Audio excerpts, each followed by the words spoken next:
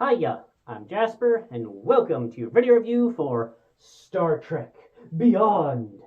It's a movie starring Chris Pine, Zachary Quinto, Zoe Saldana, Simon Pegg. It would have had Leonard Nimoy in it, but he died, so there's just like a, Ambassador Spock bit.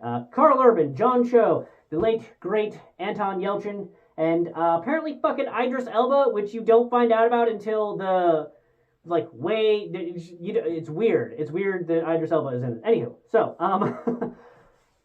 so once again, all of my comments from the first one and the second one at this point remain. So lens flares are awesome, music, the pacing, elements that they keep from the prime timeline, the contrivances are still there though, and the plot makes even less sense this time around. But that's the same with the first and the second one.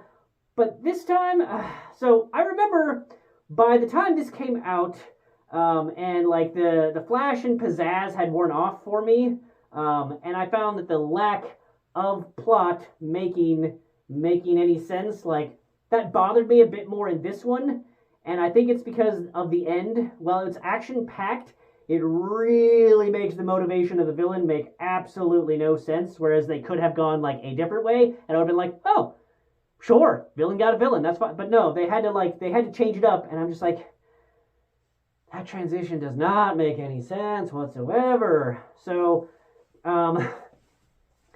it is a fun movie, but at this point, we have had two other fun movies, and now we're in this third fun movie that, like, at some point, you have to stop relying on lens flares and cool action to disguise poor, lazy writing.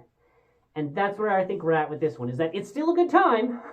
So if you're like, hey man, I want the nostalgia bait of like, I want to hear that Star Trek music again from the Kelvin timeline, and I want to see cool CGI and neat warp bubbles and all that jazz, like visually, this movie is still cool. But we're 3 movies in, and still not feeling that the writing has gotten any better or any less lazy when it comes to having a plot or a villain that makes any sense.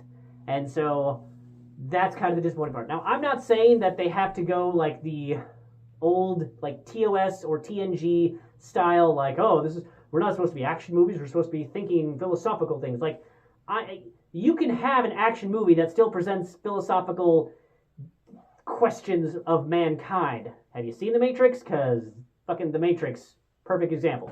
But in this one and the other two, they haven't really done that. It's just been action with poorly written villains, with poor plot contrivances, and things that you just really have to strain to ignore once you... And sometimes they just slap you in the face, but other times once you notice them, you're just like, what? Why? So with this one, it really makes you ask, like, why was that the choice here? So I did enjoy it. I did, but I can see why they didn't make a fourth one. I think also the box offices weren't as good, and then also Chris Pine, like, much bigger star than when he was in the beginning. Same with Zoe Saldana. Simon Pegg was probably also difficult. Karl Urban, was also in his time frame, and then obviously Anton Yelchin. So I don't know that there ever will be. I've heard recent-ish rumblings of there being a Star Trek 4. I don't know if they'll make it, but they already went the direction with this one of him being like, oh man, it's been a couple years now, and I'm bored with this job, and it's the same old dundrum and the same thing day in and day out. And I'm just kind of, I need change. And then by the end of the movie, he's like, oh man, I'm reinvigorated. Let's go. It's like, okay, so you just needed some fucking shore leave or some life and death situation different than the normal life and death situation that you were experiencing. Cool. But also, wait a lampshade that, like, same shit, different day, which is what you've been doing for the other 2 movies, is now what you're doing with this movie. But you do it right at the beginning, so you're like, you can't criticize us for this. No, but I am. So, yeah. Still a fun movie, but you really have to turn your brain off with this one. And 6 hours of turning off your brain for, this movie and the other 2 movies, it's kind of difficult for me. So, enjoyable, but if you didn't enjoy the first 2 because of how difficult their plots were to get over, this movie is probably going to be the one that you're just like, nope, I'm out, and I totally understand that. So, that's all I have for this one. Thanks for watching. Bye.